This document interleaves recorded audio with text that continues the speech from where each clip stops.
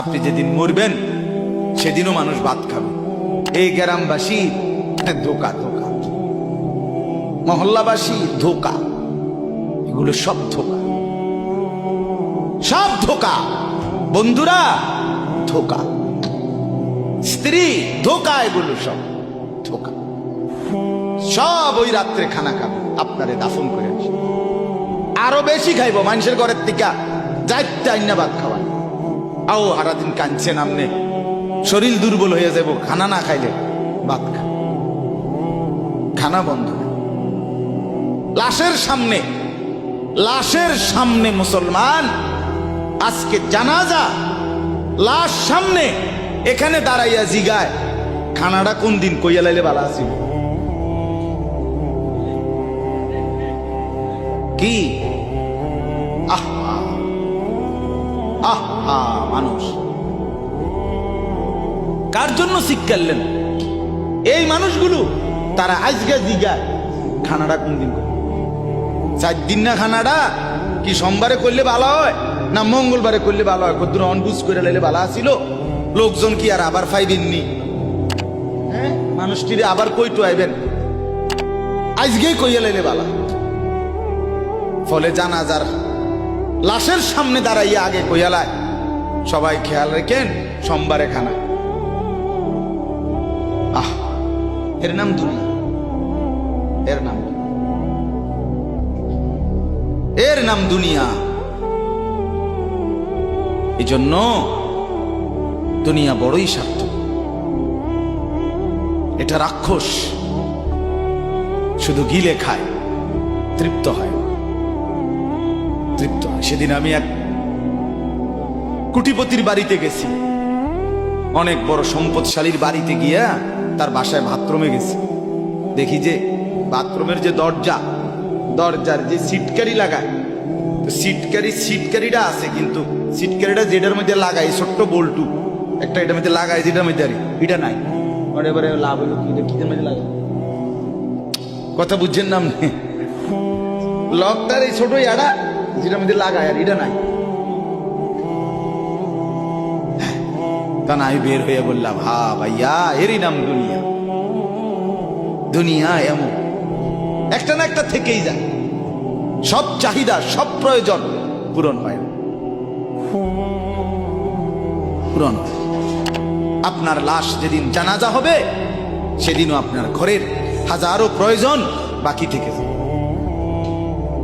বাকি থেকে। পৃথিবী হাসবে ঠিকই, সিএনজিও চলবে, অটোও চলবে, সূর্যও ডুববে, চাঁদও উঠবে, রাতও শেষ হবে, দিনও আসবে, কেউ থামবে না আপনার জন্য।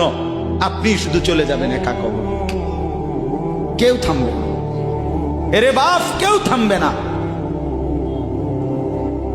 ছেলেরা আজকে বন্ধুর পাল্লায় পড়ে নষ্ট হয়ে যাচ্ছে। আহ, সমবয়সী বন্ধু তোমার উলঙ্গ ছবি দেখায়া, নর্তকী দেখায়া শেষ করে দিল, তুমি বুঝনা। সমান সমান বন্ধু একসাথে তোমার জুয়ার আড্ডায়, মদের আড্ডায়, নারীর আড্ডায়। আহ, আফসোসের ব্যাপার। ভাবতেই শিখে না একজন মানুষ সুস্থ স্বাভাবিক, একজন সতেজ সবল মানুষ, সে কেমনে এত বোকা, নিজেকে ধ্বংস করে। আমি যখন এখন এই মাত্র যে দিদা আসতেছিলাম গাড়ি দিয়া, একটা ছেলে প্রতিবন্ধী, ছোট একদম প্রতিভা, সে দাঁড়াইয়া রয়েছে মাঝখানে, মানে গাড়ির হরনও বোঝে না, কিছুই বোঝে না সে। পর আরেকটা ছেলে ধরে তারে এক পাশ করে দেওয়াতে তারপরে আমার গাড়িটা আসছে এই এখানে। এখন এই ছেলেটা তো অবুঝ হইতে পারে, এই ছেলেটা তো প্রতিবন্ধী, সে তার ভালো মন্দ বুঝে না। কিন্তু তুমি ছেলে সুস্থ সবল স্বাভাবিক যুবক, তুমি কেমনে নিজের ভালোটা বোঝো? তুমি কেমনে নিজের ভালোটা বুঝো না বলে?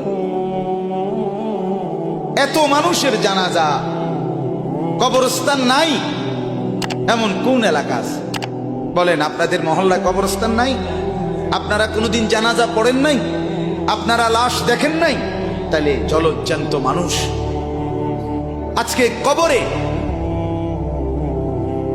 জনাব হযরত মাওলানা আব্দুল বারী সাহেব, আমার তো পুরা মনে আছে কত সময় আমার কতদিন বয়ান একসাথে দেখছি, ঘুরছি, কথা বলছি। কোথায় হারিয়ে গেলেন? কোথায় চলে গেলেন? এইভাবে পরিচিত চেনা মানুষগুলো প্রতিদিন হারিয়ে যায়, কবরে চলে যায়। এরপরও কি আমার কলিজার ভিতরে একবারও এই হয়েছিল বেটা আহাম্মক কোথাকার বেটা। জিন্দিগিটাই ছবি, জীবনটাই ছবি, একেবারে যেটা পাও। আজ মুসলমানের যুবকের কথা হইল বেঈমান ইহুদি আর কাফেররা আমাদেরকে এরকম ফাঁদে ফেলাইছে যে যা কিছু আছে 24 ঘন্টা মুসলমানের ছেলে মেয়ের হাতে মোবাইল তুলে দিছে। যেটা ফাও শুধু ছবি উড়াই আমগো কাছে পাঠায়। এটা কুত্তা হোক, বিলাই হোক, শুকর হোক, মানুষ হোক, গরু হোক, ছাগল হোক, হুজুর হোক, পাবলিক হোক, বেড়া হোক, বেড়ি হোক, জোয়ান হোক, বুড়া হোক, যেটা পাও না শুধু ছবি উড়াও। জিন্দিগির কাজে একটা আহ হায় হায় বাপ, তোমরা বুঝো না, বেঈমান তোমাদেরকে বেঁধে ফেলছে, আষ্টে পৃষ্ঠে বেঁধে ফেলছে, গিলে খাচ্ছে, গিলে।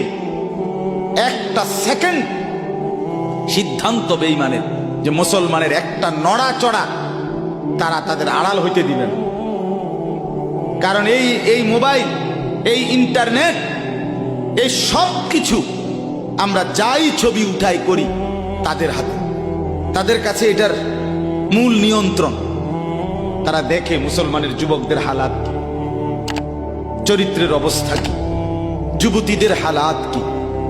যুবতী তার রাত গভীরে অশ্লীল দৃশ্য পুরুষকে দেখায়, যুবক তার রাত গভীরে অশ্লীল কথা, জঘন্য কথা ভিন মেয়ের সাথে বলে। আহা, বেঈমান তখন হাসে, কাফের বেঈমানরা তখন হাসে যে হ্যাঁ দেখছো মুসলমানের অধপতন, মুসলমানের সন্তানের নোংরামি, মুসলমানের সন্তানের অসভ্যতা, এটা তারা হিসাব রাখে। এজন্য ভাইয়া জীবনের কদর করেন। একজন হলে একজনই বোঝেন, দুইজন হলে দুইজনই বোঝেন। বাবাদেরকেও বলি, আমার ছেলেদেরকেও বলি, সবাইকে বলি, বাপ জিন্দিগির কদর করেন। এই বলতেছিলাম, এটা আমাদের হায়াত, এটা আমাদের জীবনের সবচেয়ে বড় সম্পদ। এই সময়টা, এই হায়াতটা, আমার জীবন, আমার হায়াত, এটাই আমার সময়, এটাই আমার জীবন। যেটা ঘন্টা, মিনিট, সেকেন্ড, এটাই আমার জিন্দিগি। যেটা জিন্দিগি, এটাই ঘন্টা, মিনিট, সেকেন্ড। আমরা মরার আগে মানুষ বা অসুস্থ হইলে, অ্যাক্সিডেন্ট করলে, বুড়া হইলে মানুষে কয় না যে ভাই আমার আর সময় নেই, ঠিক কিনা বলে, আমার সময় শেষ, তার মানে হায়াত শেষ। তাহলে বোঝা গেল যেটা হায়াত এটাই সময়, যেটা সময় এটাই কি বলেন না হায়াত। হায়াত হায়াত কদর করে, কদর। ও ভাই, ওই লাল গেঞ্জি, তুমি উঠা কথা বলো, তুমি বাহিরে গিয়ে কথা বলো, যাও। কাফেল কোথাকার,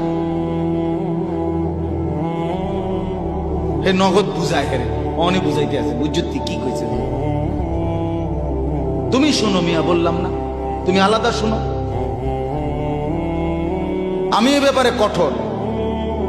10 মিনিটের জন্য যদি বলি আমার জিন্দিগির সিদ্ধান্ত, গাফেলকে বলবো,